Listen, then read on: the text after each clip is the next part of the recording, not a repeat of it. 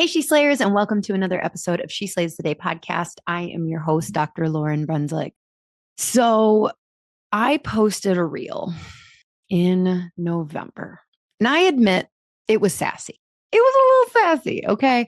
The undertone of the reel was about how, I think the description was something along the lines that, we should stop only calling medical doctors real doctors, and that I think that we should consider, you know, multiple different types of doctors to help get us out of the health situation that we're at.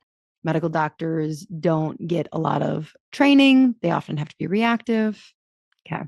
Well, what the reel said was something along the lines, it was me adjusting Kirby at Disneyland Tokyo. And said, POV, my husband's so sad that he didn't marry a real doctor to hand him a Tylenol when he had a headache. I knew it was going to do well because anytime that I post somebody getting adjusted, it does well. People like watching that. But the sass, I wasn't expecting. So this was literally Thanksgiving, guys. This thing is still going. It took a little pause for a little bit, and it feels like it's re-picked up steam about every morning now. I wake up and there's like 5 or 6 hate comments on it, which is awesome. We're at like 2.3 million views. And in the past, this has happened. This has happened multiple times. About once a year, I get a bug in my butt. I post a video of like me adjusting my daughter in Mexico or something like that. It does really, really well. And then 50, 60,000 in, trolls start coming, and I'm like, not worth it. And I delete it. And so like this time I was like, I'm not deleting this. Okay. Like, no, trolls, you will not win. Oh my God, they're going to win. They're so mean. So mean. Now, I also have noticed that I think a lot of these are not real people because I wake up to the comments. So a lot of the back and forth doesn't happen during the day. So I think these are like Russian, Chinese, Kirby uses the term astroturfing. I don't really know what that is, but I think it's like trolls trying to just stir up hate. But y'all, some of people like legit to their bones are so convinced about these lies about chiropractic. It is insane. I had somebody quote a study that basically would imply that 1 out of every 400 patients gets injured from a chiropractic adjustment. What? Nah, that's not true. I had someone tell me that chiropractors don't have to pay malpractice. I was like, interesting. Didn't know that. And CMIC Chiro Futures, did you know chiropractors don't need to pay malpractice? A lot of like seance ghost stuff about our origination of chiropractic, which like I knew Dee was a weird guy for sure, but like I was like, I don't know, maybe it's true. I haven't heard that. They don't tell us that, but it sounds like a lot of you have heard that. It is just so bizarre. So I've just been like deleting, block and bless, and delete. Okay. So if you go on there, you won't see. Well, it depends. Go on there. You'll see some, but like the amount of comments, I've probably deleted 300 to 400 comments since November for sure. It's like starting to get in my head. I'm like, wait, is this dangerous?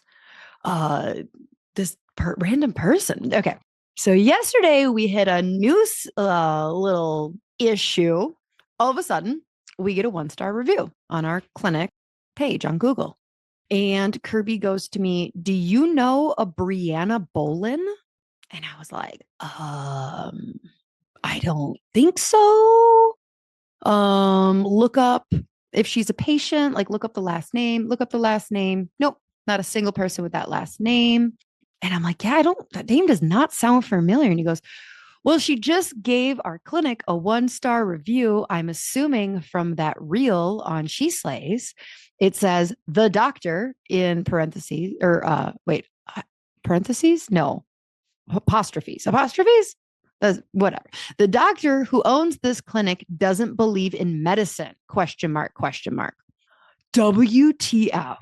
This person had to go to extensive like research to, well, okay, not like super, but like it's not like it's on my bio on She Slays that says like works at Blue Hills Chiro. Like she had to dig for this. It's not even on my bio on my She Slays website. Like we do not mention the name of the clinic. Now, she could have easily gotten it because I'm sure I've tagged like Blue Hills at some point. I don't know. I don't know. I know it's not hard, but like she had to work for it. So, anyways, I think this response is illegal. I think, but I responded with, "Hi, this is the owner. I don't know who you are. We've never met." I think that's the illegal part. I don't know if you're allowed to call out someone as like, you're not a patient. I guess I didn't say you're not a patient. I said we've never met, which that has to be legal, right? So I go, "Hi, this is the owner. I don't know who you are. We've never met. I want you to know this is false. Modern medicine actually saved my daughter's life when she was 9 days old. Ty had a staph infection. She got IV antibiotics. I don't know. Like, listen, whatever. Um, please. And then like Kirby ended it with like, please consider deleting this review as it is misinformation. And we reported it too. But yeah, I found her on Instagram. Like, what the heck? So I'm still like, I am not taking this reel down, but if it could calm down and stop getting views, that would be appreciated. But I'm not posting a thing like that again. Like it's too stressful. I cannot imagine these people who have like hundreds of thousands of followers. And every time they post something, they just get comment after comment after comment. Like they're mean out there. So, anyways, today we have a fun topic. I have a Chiro on, but we are talking about her journey into creating a clothing line and all that she had to go through in order. Like, this is just something so interesting to me because, like, this person had an idea, a problem, and she had to spend thousands and thousands of dollars and hours and hours and hours of work putting herself out there to create this piece of clothing. So I think it's a very cool for anybody who's like, I don't know, I've kind of thought if I wanted like some leggings or things like that. For all of my multi-passionate people out here, you're going to really love this episode. So Dr. Emily Marshall is the host of Fresh and Fired Up podcast. She is a former world level gymnast, chiropractor, wife, and mom of 4 on a mission to inspire women to be who God meant them to be. Beautiful, strong, and courageous to set the world on fire. She is the founder and CEO of Frexy, a fashion company that specializes in Canadian made jackets tailored for athletic women. Shop the Frexy collections at Frexy Fit, frexyfit.com, and connect with Dr. Emily at Dr. Emily Marshall on Instagram or dremilymarshall.com. Very cool story. Again, and all of my entrepreneurs, it's just, even if you're not thinking about a clothing brand, just like seeing the behind the scenes of how some of this stuff works. I'm in an accountability group right now where 2 of them are, well, one of them is writing a book and one is positioning themselves to get like a 6-figure book deal. And so I just find these stories fascinating. Another one of the people in my accountability group is white labeling supplements and figuring out how to start creating his own like product line to compete with like AG1 or Flab City or something like that. So it's just like, I just love hearing these stories. It's kind of like the podcast, like how'd you build it or something like that. So, all right, let's pray, get into it. Dear God, please help the tariff situation so we can buy Frexy Fit clothing from Dr. Emily without an upcharge. No, that's not my thing. God, I don't know. I don't have much to say to you today. Hi, how are you? I have kind of been busy lately and I haven't really been connecting. So maybe that's the thing. We are in Lent right now, and I really have not been being intentional about my connection with myself or you. So anybody who is needing that reminder of like, hey, I'm here. I know, but that's the cool thing is that like, you're just patiently waiting, just wanting me to spend a minute or 2 with you. So thanks for your grace and understanding. And we think you're cool. In your name we pray. Amen. Listen, they can't all be bangers. Okay. Like if you just think that you are going to get one of those really great prayers every time, you haven't been around here long. So Here we go. Let's talk about creating a clothing line. Here is my conversation with Dr. Emily Marshall. Enjoy. All right. Well, Emily, welcome to the podcast. You are a fellow podcast host, right? Yes, I am. The name of our podcast is Fresh and Fired Up. I started it almost 3 years ago now. So we are in season 3. Okay. Oh, you're doing seasons. Yeah. So like each year, I just call it a new season. So we're in season 3. It started in August. So I started August, right near August 6th, because I was putting off starting a podcast, and I had a mentor of mine say, you got to just pick a date, pick an important date, and then just do it. Why is August 6th important? That is my wedding anniversary to my husband. And it was like the next closest important date. I love that date. So that's really funny. Day. That's funny. Okay. So are you like on episode 150-ish or? Yeah. I think just recorded 133 or 134. Okay. Oh yeah. Cause August would be third year. We just do one a week. Yeah. We record on Thursdays and then they come out every Tuesday. Oh my God. You record the same week like it comes out? Not always. No, we do have some ahead for sure. Sometimes we get behind and then we're like, oh, we got to record one. I freaking hate that feeling. Like there's nothing better than just like looking at your like Google file and being like, I have 4 or 5 recorded in the thing. And then like, you just feel so like safe and secure. And then like my husband, cause I'll do the intros, usually the week, like I'll record an episode like a month, hopefully, ideally ahead of time. And he'll be like, what episode's going out this week? I'll be like, I don't know. I have to look. And I'll be like, oh my God, there's no episode. Oh, good thing you looked, right? Yeah. Yeah. It's, are you liking it? Yeah, I've really enjoyed it. I went through my first 2 seasons I did on my own. Okay. They were all solos? No, sorry. I should explain that. I hosted on my own. So I either did solo episodes or I'd interview someone. But now I have a co-host. Her name's Haley Pindle. She's amazing. You guys should check out Haley. We just finished recording an episode for our own. So she's like, you're going to be on another podcast? You got to tell them about our podcast. I'm like, okay, I will tell them. Tell them about our podcast. Yeah, it's so funny, right? So like, what is your podcast about? It started out as health, family, and business, which is very broad topic. Are you Canadian? I am, yes. Okay, I just discovered this. I think you said about, and I was like, wait, you've been discovered. Okay, anyways, keep going. Yes, and Haley is also Canadian. I'm from Alberta, Canada. She's from Vancouver, Canada. But yes, basically, I don't remember what did you ask? What's your podcast about? Yes. Sorry. So season 3, we just really shifted more health fitness, like women's health and fitness. And then we throw in some business because both my co-host and I are entrepreneurs. She does online health and fitness coaching for women. And then I just love fitness. I'm really into heavy lifting. Have my background in gymnastics. So I've always been in the athletic realm. And so I love helping women with their health and fitness. And then, of course, being a chiropractor for the last 11, 12 years now. I'm like, how many years has it been? 11 years.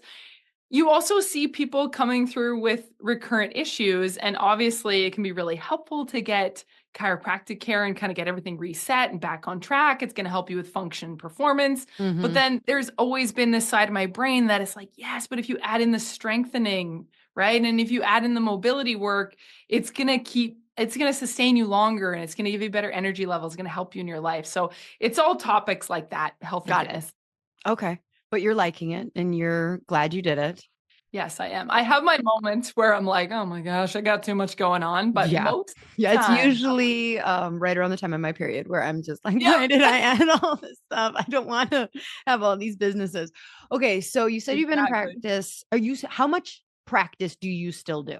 Yes, that is a good question. So I started as a chiropractor in 2013. By yourself, or did you start working for someone else? I worked as an associate in Ajax, Ontario. So my husband and I both grew up in the Ottawa area and then ended up going to Canadian Memorial Chiropractic College in Toronto, Ontario. And then I worked there for 3 years as an associate, but I was acting almost like the in a managerial position in that clinic. So I actually worked more of the hours than the doc I was working for at the time. She had been it was kind of trying to transition out of practice. She was hoping that I would be her successor and take over that practice. But my husband and I both just wanted to raise our family in a more rural area. We didn't have kids at the time, but that was kind of our vision. So, and that was in, within the city of Toronto. So just busy, lots of traffic. And it was like, oh, let's look for a different clinic outside of a city. And so we took over the clinic that we own now, which is in the middle of nowhere, northern Alberta. It's really far north. Like when you're like, oh, you're Canadian, do you know dog sleds and igloos? Like we're definitely up closer to the top. Wow. Okay. So yeah, so now we have, we practice in a small town. How small? So anytime someone says small town, I'm like, do you have a Walmart? we do. It's I think we're 7,000. Oh, okay. So yeah, right around the size of the town that I'm in, a town of 9,000. Okay. Like, so would you call it a small town? I definitely call ours a small town, but like I started a practice in a town of 2,500. So like when I'm talking to other small town people, I'll like how you kind of know if they get like how small I'll go, are you the town with the Walmart in it? And they'll be like, no, that town's 20 minutes away type of thing. And I'm like, oh, you real small. Like that's Lauren's scale of how small is your town. That makes total sense. Do you have the Walmart or not? And if somebody looks at me and goes, yeah. And I'm like, oh, do you have a Target also? And they're like, yeah. And I'm like, you ain't small. You don't get to call yourself small. Oh, that's a good test. We don't have Target in Canada. So, that's what you guys don't have Target? No, we did for a period of time, but it didn't last. They couldn't make it go. All of Canada doesn't have Target? Yeah, as far as I know. Like I could be wrong on that, but I'm pretty sure we don't. That's insane. Now I'm doubting myself. Wow. Maybe we should Google it. But yeah, no, might have to. But yeah. All right. So anyway, so you went to a real small town. Okay. Yeah, pretty small town. And we are that town, like you said, there's a lot of smaller neighboring hamlets and a lot of like ranch and farming community. People will come to us for Walmart and to get adjusted because we are one of the more northern chiropractic clinics. And so we've owned this clinic since 2016. And at the time I came over here, my husband was actually finishing up his internship for chiropractic college. So he graduated after me. So he was finishing up. I was working full time. I had 2 babies at the time. And then now I have 4. So, had more babies within that time. Had more babies. And I was always working full time at some point. But then looking back, I'm like, yeah, I could have probably taken more time off with babies, but I went back pretty quick. Like my first, I was still finishing up my chiropractic internship. So I was off for like 2 weeks and went right back. So I could finish school and write board exams and get all that over with. Yeah. And then right into full-time work as an associate. And then when we bought the clinic out here in Alberta, did full-time work right up until 2020. I started to take it a little bit more part-time, but when 2020 hit and it was like all the COVID shutdowns and we didn't really know what was going on, right? Like in the beginning. Everyone was totally freaked out, right? Oh yeah. Yeah. So I was pregnant with our 4th and my husband was like, any amount of patients that were able to see at the clinic, because it was kind of up and down, like we're open and then we had to be closed and we're open only for some people. You know how that went? Yeah. Anyways, he was like, you just stay out of the clinic because I don't know what's going on with this virus and you're pregnant. Right. So he went full time, like he took over full time at that point. And then it was basically since then, because we're 2024 now, that I never have really gone back full time. Okay. So like how many hours a week are you adjusting at all? Yeah, I do, but not very often. Right now, I'm basically like the fill-in doc. Sweet. So yeah. Okay, would you like to hear the answer to the Target situation, by the way? Oh, yeah, go ahead. Okay. Target does not have stores in Canada. They announced its decision to exit the Canadian market in 2015 after less than 2 years of operation. They had opened 133 stores in 2013. I think they flooded the market too fast and Canadians just didn't have the same appreciation. Love. Yeah. Yeah. So do you guys have like an equivalent store? We're going to get back to your chiropractic stories. No, that's fine. But like, do you have like, what's your, like, why are Americans so obsessed with this like store Target? Like, what's your guys' thing? That's a good question. I feel like, yeah, people definitely Cabela's. shop. Yeah, Cabela's. Exactly. Fucking All the weirdos. hunters. Uh, that's one of them for sure. And then, well, Walmart, of course, like you've already No, said. We used Walmart's to not cool though. Is Walmart cool? No, not really. Okay. No, that's a good question. I don't actually know the answer to that question. I feel like you You need to guys ask are someone else weird that up one. there. You guys are weird. Okay. It's So true. you never went back full time. So when did the I want to do something more than adjusting? Okay, so I'll kind of give the background of the question of I had when I was in high school and I knew I wanted to be a chiropractor. And then, all the way until it was probably about 3 years in to because you start and you're just hustling and you're like, I have bills to pay, I need to make money, I need to market, and you're just like, this is it, this is the dream, this is great, this is really hard. Yeah. And then as you start to kind of come out of that fight or flight, and you start to just go for me it was this is it. This is what I just aggressively planned on working for since the time I was 12. And now I'm 28. And it's all right. So that was kind of when I started to coach. Well, I started getting into in coaching, and then the podcast came, and then the other brand stuff came later. But what is your kind of when did that crack start to happen that you're I think I am not just a chiropractor and mom and wife, but I think I'm also an entrepreneur and podcaster or whatever? Yeah, that's an excellent question. Okay, before I answer that question, I'm curious to know what shifted for you. Was there a You're such a mental? podcast host. You're not allowed to ask me a question. No.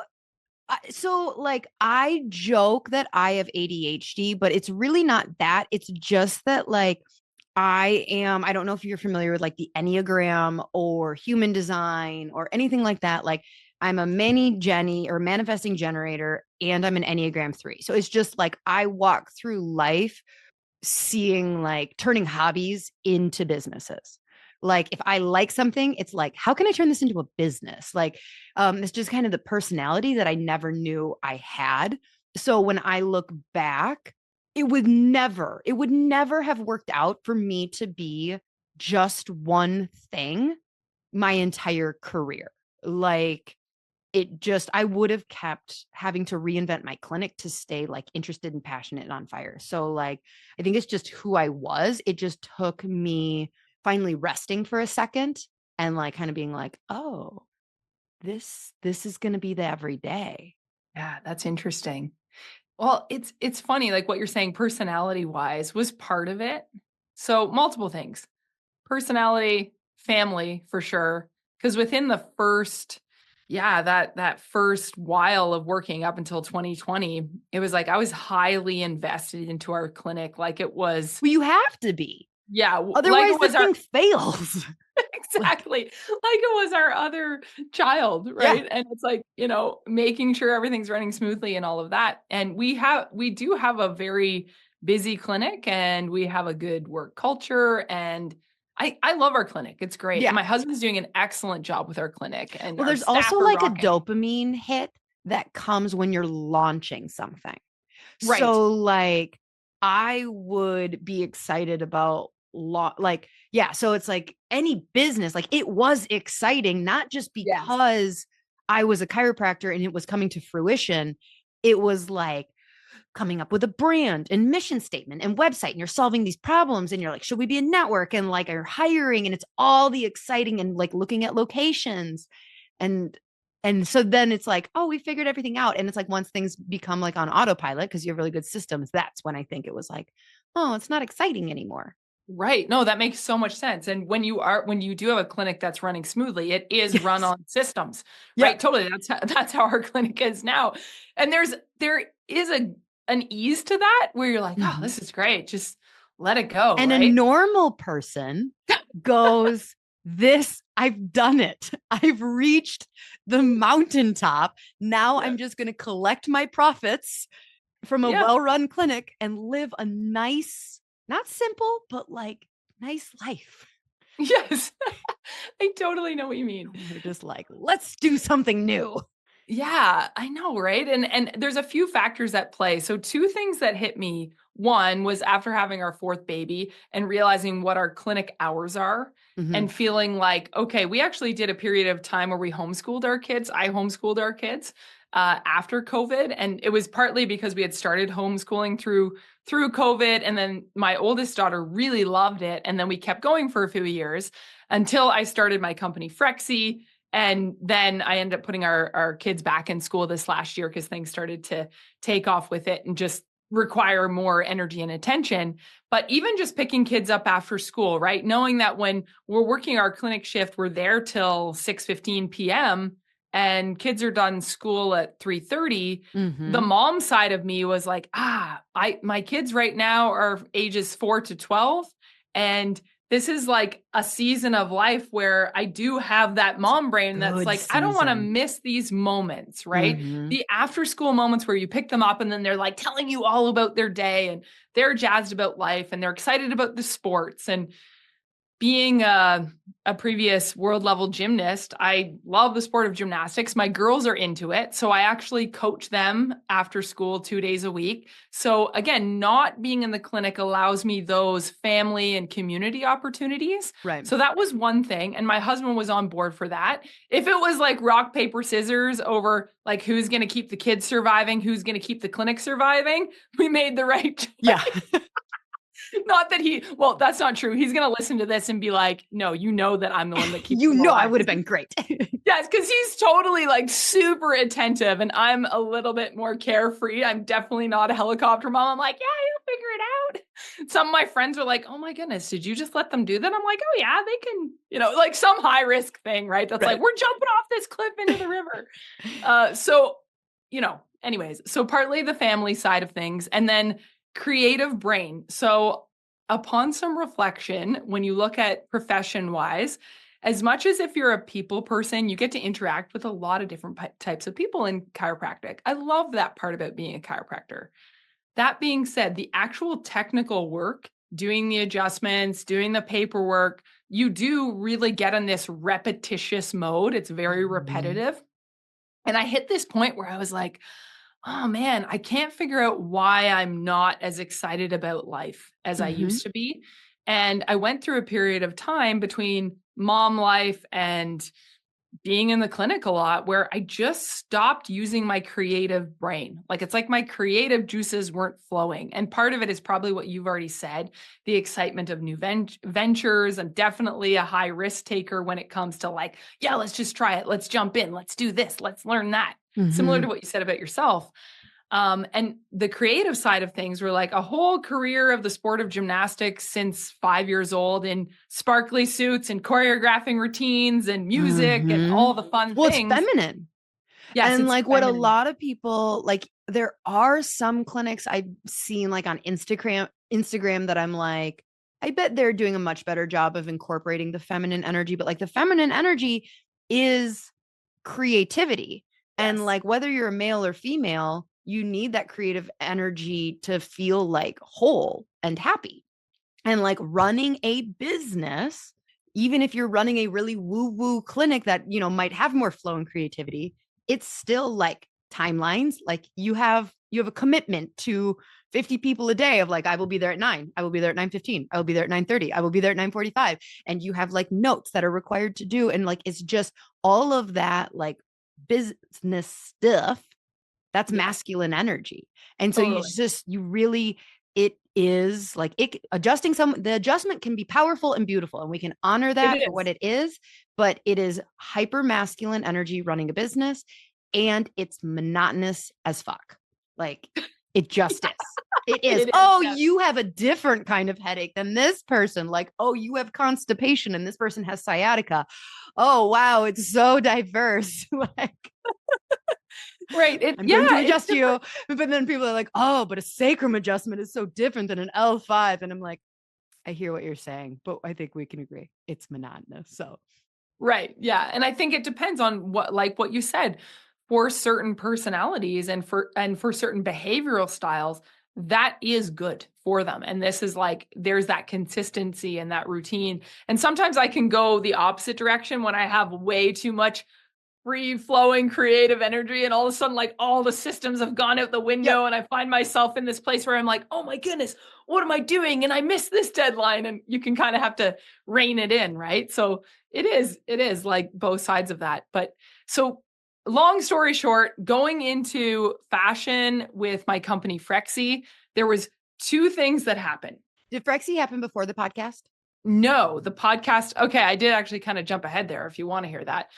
Well, okay. I mean, we kind of talked about it in the beginning. So like the podcast happened and then, yes. Okay. The timeline is that 2020 took time off, had my fourth baby. I actually got hired to work as a chiropractic coach for a company called Sidecar. They're really awesome. We've done a lot of work with them with our chiropractic clinic. And I was coaching masterminds for them for a year.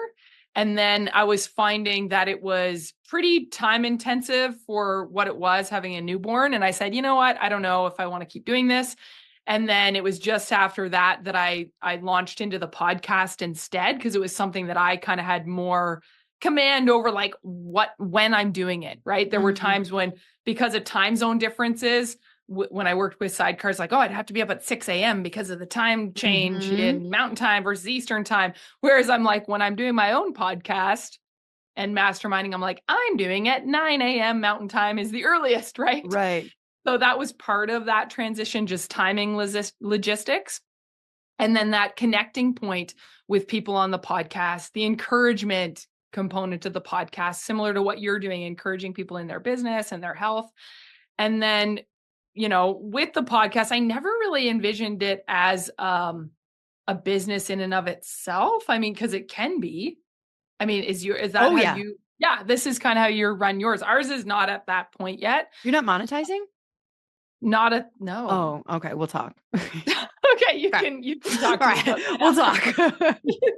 Yeah, so it's been just more of an organic growth, and that's a really time-consuming thing to not be making money off it. I mean, it's good that it's fueling your passion. Is it like a funnel to sell anything? Yeah, so I have found that there has been an aspect with my business Frexy. So now we're at the timeline of then I launched Frexy, and Frexy was birthed out of solving a problem that I had myself. Yeah. So what was your problem? I'm wearing one of the jackets that I make right now. They're professional looking jackets tailored to athletic women. So they are soft and movable. They're better than a hoodie, way nicer. So when I'm in the clinic, this is the jacket that I wear. I have it in black, I have it in white, I have it in navy. It is so simple. The whole premise is that you can move really well. You can adjust people. Like you can, those watching on YouTube right now, this is every chiropractor in the fitting room wearing a jacket going, can I move my arms? I'm not kidding. Yes. Like, unless you're going to do this style of clinic where you're in scrubs, which some people do, that's fine. If you're doing professional wear clinic, there are so many. If you've been an athlete your whole life, like myself, and I still do a lot of heavy lifting, I am broad through the shoulders and then I narrow in. I narrow in a bit less than I did before I had kids, but that's okay. That's just part of the process. But the whole thing is, like, I would find I'm either buying oversized blazers and jackets so that they fit around my shoulders, and then I'm feeling bulky, or the material's getting in the way as I'm adjusting. If I want that more fitted, tailored look, that's what Frexy jackets provide, without sacrificing any sort of movement through your shoulders. So when you're reaching around, moving people, you can do what you need to do. Now, I launched this idea though. Hold up though, because this is like something I have not talked to someone about, and just creating clothing seems so, like, you have this idea or you have this problem. I'm sure you spend lots of time shopping, ordering, returning, and you're like, I am going to solve this. Like, what's the first step literally in starting to make this happen? Like, who do you call? Because it's not Target. I didn't call Target this time. I ended up doing a bunch of research. I mean, it's amazing. We live in an era where we can look everything up online, right? So I looked for designers. I wanted to start in Canada because that just felt familiar with me. I'm like, I can do a made in Canada product. That was a a horrible decision, but whatever. You take the risks and you learn.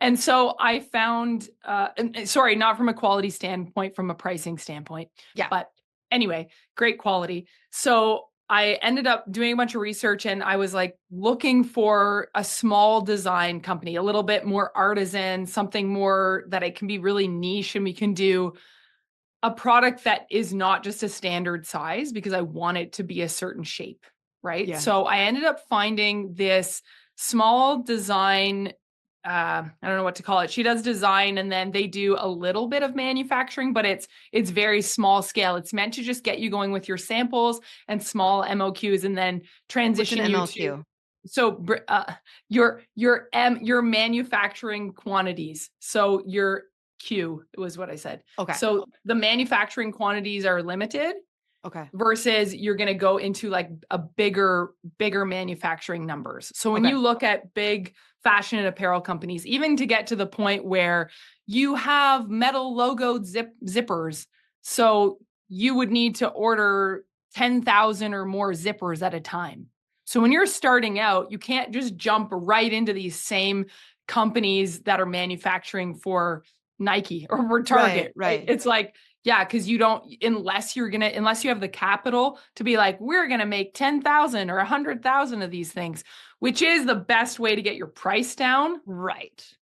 But you have to do a big spend before you then can get that return on investment. So are they like they're presenting you with fabrics and things? So what happens in this case is I called a couple different places. The company that I ended up going with was a small company called Color Alchemist in Calgary, Alberta, Canada. And she had been the lady who's there she owns it and she's the top designer. And she has been in the design and fashion industry for like 30 years. So I kind of just felt like, okay, this lady seems nice. She's experienced. She kind of helped talk me through the process some. But everything they do for you costs money, right? So if you want them to do just sew the garment together, the design of the garment, the tech pack of the garment, which is what, once you get all your patterns and all your sizes laid out, then they have to put together this tech pack of like, here's exactly how the garment is sewn. Here is the outer fabric, the inner fabric, the fusing, how many pieces are there? So to backtrack a little bit, yes, it's very complicated. And I really just learned it all as I went to the point where I get names of things. So I am a connector. So I easily get contacts somehow. My husband's always like, I don't know how you end up with these contacts. So I'm just like getting contacts from her. And then she's telling me this person's name. And then I have no problem calling people. I will cold call, I will email, I will whatever. And just start asking them questions. So I would call these fabric companies and start asking them questions about what is the minimum quantity that I can order from them. So it costs you more, but you can get these samples of like 5 meters at a time or 10 meters at a time, where most of the time you would order by the roll. So it's like 50 meters of fabric. Right. So without getting too nitty gritty on this, because some of your listeners might not be super interested in all those exact things. You do really just need to find where you're sourcing everything. So they would have found you fabrics, but it would have cost you a lot more. Yes. So you just got names and you called companies and ordered a small amount of fabric as you can and tested different ones. So we went through this whole testing process of figuring out what fabric would work and what would work for the cuffs versus, even I learned so many things. Like there are so many shades of black. Like you have a black jacket in like a Ponte fabric. And I tried to order a ribbed cuff and collar, but it's a different type of fabric. So then the blacks don't quite match. But then when you look at like their color palettes of black that are like a little bit more brown hue, a little bit more blue hue, and you put them side by side, you start to get buggy with like trying to just match the black. And then let alone like the zipper or whatever else you have on there is like, so for example, I'll just show you in case you have YouTube. So like this zipper here, right on this pocket, it's an invisible zipper. Well, the actual little tabby, you can still see it, right? Right. It's the same color as this fabric. Well, I'm taking this navy fabric and I'm like going along like 30 different options of navy and like standing in the natural light being like this one or that one. It's like paint chips. You know what I mean? Yeah. Oh yeah. Because you don't want it to not like just look seamless, right? Fluid. And then the thread, same thing, like every single component of the garment. Like I put so much time and energy into the jackets. And then when I made our classic fit jackets, I decided, oh, I could totally do a reversible in these as well. So that's what I've just like sprungboarded. What am I trying to say? Springboarded. Was my springboard into next was I did the reversible jackets. So those are out now. Okay. So in this process where you are like color coding and ordering this, was there like, because my experience with things like this is I like blindly go forward with this idea and the passion fuels me through the fear. But then typically when it's like a smidge too late, but not necessarily, you could still pull the plug. That's when imposter syndrome and what am I doing? Am I crazy? Like, is this going to be a huge mistake that I wasted all of this money on sets in? So like, did you experience that? And what kind of a spouse do you have? Like, was he just absolutely 100% of the time like, you've got this? Or was he kind of more like, are you sure? We have 4 kids. Like, this seems unnecessary. Yeah, no, he's absolutely amazing. And he's basically the reason why I've done everything that I've done. Because anytime I have like an inkling of a thought, like with the podcast, he's like, yes, you have to do it. You can do it. And then I'd be like, I don't know. And no, you're doing it. He'll like order the equipment for me and like set up the lights. And like, he's all for like, oh, good. That's so sweet. Okay. And so then same thing with Frexy. He's like, oh yeah, no, I can help you figure out the website stuff. Don't worry. And like, he's all in for helping. He doesn't love being the person on the camera. Like he will, right, but it's not his favorite. He'd rather be the behind the scenes being like, I read all the reviews on these 2 different mics. And so this is the one I got you because this, blah, blah. I'm like, oh my goodness, great. Thank you. Because I wouldn't have done that. I would have just ordered a random one and then it wouldn't have worked right.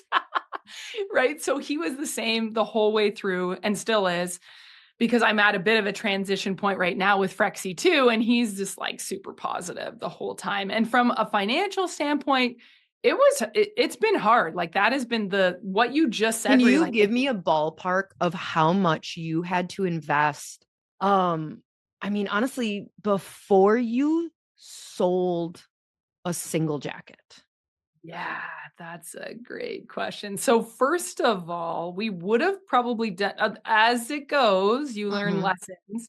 And like just the trademarking alone of the name Frexy in Canada and the US, that was like our step 1 that I was like, oh yeah, that was 10 grand just for the trademark. Just trademark. Sorry. Sorry. Did you need to have, so that's just the name or also the technology? The name and the logo mark in the industry and fashion. That's just that. That's not even the patent for your jacket. Yeah. No, that's not even the patent for the jacket. So like technically Lululemon, is the jacket patented? No. So like technically, should I be saying that on your podcast?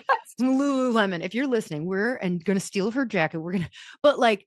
But yeah, so like in theory, like to be extra protected, you would then go through like patenting. So like Lululemon couldn't just buy one of your jackets and like take it apart and figure out the tech, like everything that you did.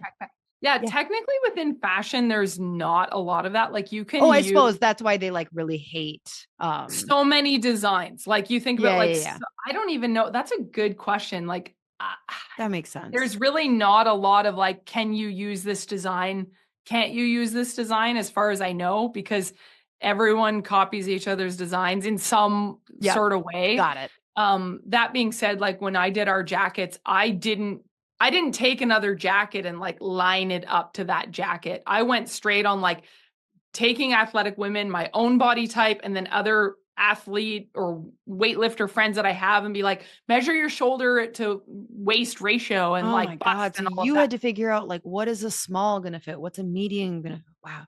Okay. Yeah, and then I So, worked through that with the designer based on okay. her experience as well with like, doing standard sizing versus, the description of what I'm going for a more athletic body type. So more of that, V shape. So you're $10,000 into the trademark. Right. So then we start doing all the like ordering of fabric, ordering of materials, paying for the design and the sampling process, and then paying for the manufacturing itself is the most expensive cost. I also have all of our materials are sustainable. So they're natural fibers. They're things that have less water usage and are less CO2 emissions. They're very eco-friendly, which costs more for the fabric itself, but it makes it in that sustainable eco category, which some people care about, some people don't. When you're up against fast fashion, this is slow fashion. So it's small numbers. It's not standard. The first run of jackets that I did, 150 jackets are like each individually hand sewn. This is not like big Right. factory work. It's like artisan work, right? And so that's totally different category. Slow fashion, it costs a lot more to do it that way. So I am putting out a lot of money before I'm getting any money back. And Right. I'm also have a lot less profit margin. So Right. you might look at our so I should have looked up what's the exchange rate kind of floats with Canada to the US, Right. I'll right? look it But up. right now, our jackets in Canadian dollars for our classic fit jacket, it costs more in Canadian than American. So when I got into this, I was all like, "Oh, Canadian made," right? But Mm-hmm. I've actually found that more Americans have bought the jacket because the exchange rate is in their favor, Oh, that sucks. Yeah. right? So then I'm like, "Oh, I should do American, like Right. American." Yeah. But I recently have been doing more Canadian trade shows as well and kind of trying to do both. And then there's the whole like political side of things, right? Recently with Ah, Canada shit. and Yep. America in trade Yeah. Get that thing and, made in America. and trading. So anyways, I'm kind of in a weird space right now with that with So like less than six figures from conception to like oh your first 150 jackets. yeah. So if I go through the process now, we invested $100,000 of our own capital to kind of get things up So and more going. than six figures. Yeah. Yes. And then I got, I presented my case to a group here that helps with small business loans that are high risk because, when you go to a bank to get a loan, they look at like, it's so silly. It's so hard to start up because it's like, well, we need to see your numbers, your business numbers for the last 2 years. Well, if you haven't been in business for the last Yeah. 2 years, you have nothing to provide them, right? Right. So this is a company that helps, that is more lenient, and they look at your whole case of like, what's your work ethic, what's your character, what's your previous experience, even though it's a different type of business, to look at will they actually give you any loan money. So I did end up getting $150,000 loan from I mean, them. you had to like really believe that this was going to be successful. And then you can get into the whole like getting investors and shareholders and all of that, right? So it's been one of those projects that the biggest point of expansion for me has been on the financial side, where you're like, when we bought the clinic that we run now, we invested the money in buying the clinic, but it was a clinic that was already running. Right. So it had been established in the community for many years. Now the clinic has grown significantly since we took it over in 2016. But we didn't enter into starting out with like zero cash flow. Right. Right. So whereas this zero cash flow starting out. So that was a big mindset shift for me in believing, believing in myself to a certain extent. And the idea to not feel like what you said earlier, which is this just going to be a waste of time and a waste of money? And it's the whole like fear of wasting energy, right? Which there have been so many lessons learned. And Sure. when I brought up the Canadian manufacturing, it is quite high. So when I look at like what our profit margin is, the most challenging thing that I'm running into right now is B2B sales. So me selling wholesale to boutiques, for example, is a really nice avenue. Right now, most of my sales have been direct to consumer. Okay. So Like online, from your website. yeah, frexyfit.com. Check us out. Buy So a there's jacket. The name of the company is Frexy, Frexy, free and sexy. Oh, that's what that is, free and sexy. Okay. Yeah. That's when I originally came up with it, but it's so funny when people ask, they're like, what does the name mean? I'm like, well, partly there's only so many names available. So I had a list that I submitted for trademark, but this was one of them. And people always give their own interpretation. Like, I'm like, well, what do you think it means? And they're like, is it fresh and sexy? Is it freaking sexy? Is it? I'm like, oh, that's intense. But yeah, so there's lots of interpretations of the name, but I thought I was going for like flexible. yeah. That's where I got. Yeah, some people will say flexy, and then I'm like, whatever. Just as long as you get the Google search right, it's just buy the jacket. Yeah. Flexy. And then all of our handles on like Instagram, I'm doing a little bit on TikTok. I need to do more. I'm in that like do more media type of phase, but it's Frexy Fit, both because it's the fit of the jacket and for fit women. And that's what we could get for all of our handles. So it's frexyfit.com. Okay. So now you're in like trying to do B2B because do you have an end goal in mind? Like, I want Lululemon to buy Frexy Fit. That has never been my goal. I always wanted to be your goal. Yeah, that should be my goal. I always wanted to stick more to the professional women's wear. So if I look back, I would do things a little bit differently as we learn, as we go with things. Mm-hmm. I absolutely love our jackets. I've had tons of positive reviews. The women that have bought them have loved them. So I'm happy with the jackets themselves. That being said, when I went from our more tailor fit, classic fit jacket, which is a little bit more elevated looking versus our reversible jacket has a little bit more of an athleisure look. So it is a little bit more on the Lululemon side. And then those ended up selling, they're a little bit lower price point. And so they've sold quite well. And they've sold quite well at our trade shows. In particular, I realized that it started to shift the brand a little bit more athleisure than I was hoping. I wanted it to be more women's dress wear fit for the next one just needs to have a lapel on it. Right. So my next, I went through the whole blazer sampling process, trying to get our fit right for the blazer. And that was within the latter half of last year. And it really didn't end up going well. It ended up the designer and the patterns, it just wasn't clicking with what I was hoping for. And the fit was too boxy. So I actually just set it aside for a moment because I had all my capital tied up in our current jackets. Yeah. I essentially ran out of capital You're like, all right, we need to make jacket one, the jacket. We need to sell some jackets before we can produce the blazer. But that was the next step that I really wanted to. If I flipped it on its end, I'm looking back, I'm like, man, if I really wanted to give that women's professional attire as the prominent voice of Frexy, I probably would have gone back and started with the blazer. But that being said, we have the jackets. This is what we're doing. They're beautiful and they're lovely. So yeah, I really want it to be more of a dress wear type. And I've just been toying around because jackets are obviously, people think about them more in fall and winter. It's a little more seasonal. Now, these jackets are meant to be more worn indoors, more like in lieu of a blazer. So they're not like a windbreaker jacket, right? Like they're not like a coat type jacket. So to me, you can wear them in any season because when you look at like summer and spring, so many times when we're working in offices or wherever clinics, there's the air conditioning on. And as women, we feel cold. So you can buy these jackets any time of year. That being said, when I look at the sales, last spring, summer, we got a dip in sales of promoting jackets in the summer when it's hot out. Right. Right. And so coming into this season, I was like, okay, do I launch something that's a little bit more, spring, summer, like even just something to wear under the jacket? And I'm just kind of like, you just use more images of doctors treating patients indoors wearing your jacket. Right. That's it. Just sell the same jacket.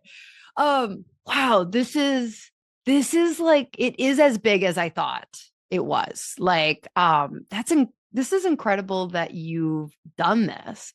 So what's like the next step then? So like right now you're focused on selling your original jacket and you're really focused on like B2B. this is something that's just come up for me. So with Okay. these original jackets, I did just have a buyer at a boutique in Toronto bought a small amount to kind of test out, and she has done some sales, so that was good. I just had a trade show in Vancouver where I have some contacts that could possibly be boutiques that might buy, but I haven't even got to the point to my follow-ups yet. Like, this is all so fresh and happening like right now. So trade shows, like, Yes, you go and you have like a booth and Yeah. and boutiques go, this is where And I they stand there and I'm like, look "Hey, at my have you heard- jacket. Have you You heard of want our to jackets see how before?" much I can kick and Yeah. move in my jacket? And so it's interesting because you start with a certain idea in mind. Like in the beginning, it was like, oh yeah, chiropractors would love this jacket, right? Just being chiropractic background. Then as I meet more people, I'm like, okay, real estate agents love this jacket. Who else loves this jacket? Physical Corporate women. therapists, Yeah, women in corporate sales love this jacket, right? Because of hairstylists. Yes, because of what they're doing. Then with our reversible jackets, like I said, being a little more athleisure, I realized, oh, actually golfers really like that Oh, jacket. yeah. So golf, tennis, pickleball players, our reversible is really good for those activities. And then the other one is travel, because now you've got two looks in one. And if you want to travel carry on and you want to be able to just have a light jacket to throw on and off, especially if you're going someplace warm, it's the perfect weight for it. Huh. Oh, well, why did the tennis players need a reversible jacket? That's just because it's movable. If you want to just Oh, throw it on. okay. And it's not even like if you're physically playing tennis, it's just because it's kind of got that athletic styling, but it's still Right. pretty nice. It's not like people who play golf, they don't throw on a hoodie. When you're in the weight room, people just throw on hoodies when they go to and from the gym, Right. right? Versus like I get chilly playing golf. There's like a certain Right. It's not, and also it's like it's zipped this on and hole's in off. the sun and you're like, oh, I'm hot. Oh, now I'm cold. Now I'm hot. Yeah. So, Yes. Yeah. So it's really just more logistics than anything. okay. Well, this is so like, what would be your number one piece of advice to someone who just has like a passion project in their heart for starting a piece of clothing? Number one is what you asked me earlier is if you are in a relationship, making sure that you and your spouse are on the same page about it. Because at the points of tension where crap is hitting the fan, we had our moments where like, oh my gosh, what is happening? What are we doing? How are we going to fix this? Right. But because we've been united in our businesses the whole time, that to me has been the linchpin. Mm-hmm. Like relationship has been my personal linchpin. Yeah, I can't imagine So if in a time where you're feeling your lowest and what did I do? I've spent all my family's money. I'm this. If you had a spouse who came in and was like, I told you this was a bad idea, like now that your would have, marriage is on the rocks. yeah, that would have been, I don't know that my personal journey, I don't know that I would have mentally and emotionally been able to handle that. That's my own personal, Mm-hmm. right?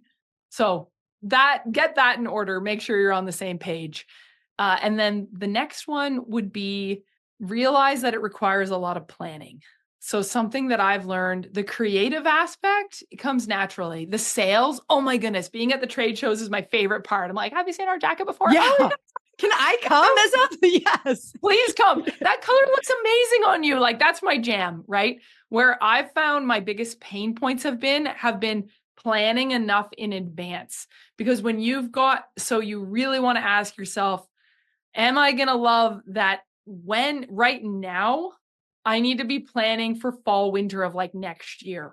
So you really have to be like Of like ahead of the 2025 or 2026? Yeah, 2026. like going into winter of 2026, you need to be getting plans in motion now. So like when I launched, usually within a 12-month period. So I really said, I'm going all in on this. January of 2023 was like, we're doing it. I had a phone call with the designer October of 2022 and was like, oh, maybe weighing pros and cons. I don't know. Right. And then I kind of gave myself through the rest of that year to research and think about it. And then in January, it was like, we're doing this. And then 2023 was like the year of building Frexy. And then by Black Friday of 2023, I launched our pre-order sales. So it was less than 12 months, which was actually really rushed. If you're going to do it, I would recommend leaving yourself at least 12 months. It was insane. I was like feeling pretty sick by the end of that year when you talked about like, don't burn out. I was getting there by December of 2023, caught my stride in 2024, and then just kind of went into, it was all about the sales at that point. Okay, final question. Where can we buy a jacket? You can buy a jacket from frexyfit.com. And if you go to any of our social media, like even if you're on Instagram and you're like, I'm going to check out this post, you know, it'll go right to product links. Okay. So you can buy right from there. Cool. Emily, I'm so proud of you. This is such a big thing. Thank you. And okay, can I actually just say one more thing Of course. that I didn't think of? So our classic fit jackets, a lot of healthcare providers will wear them themselves, but our reversible jackets, I have now found our own team in our own clinic, they wear them as their clinic uniforms, our staff. And then I've had other clinics who have been buying like just a whole slew of them for their staff. So so if that's something that would interest any of your listeners, that's a good idea. Yeah, there you go. Now you're not getting just one sale, you're getting like 8. I love it. Right. I love but it. I mean, they're functional, right? Yeah. So, but I thank you so much for having me on. This was so fun. Yeah, this was super fun. Good luck with like the podcast. Like, let me know. We can chat about getting that monetized. Yeah, fresh and fired up. Let me know about that. That sounds great. Yeah, let's get some money flowing in there.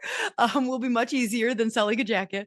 But yeah, I just am so inspired by your story. Not inspired enough to start a clothing brand at all. Okay. You definitely confirmed that is that and writing a book, not in Lauren's wheelhouse anytime soon. So all right, She Slayers, make sure that you are subscribed to our weekly Slay newsletter. That is where you're going to get kind of the like additional follow-up from this episode, my additional thoughts and things like that. And it's just a funny thing to get in your, well, sometimes it's inspirational. Sometimes there's advice in there on Monday morning.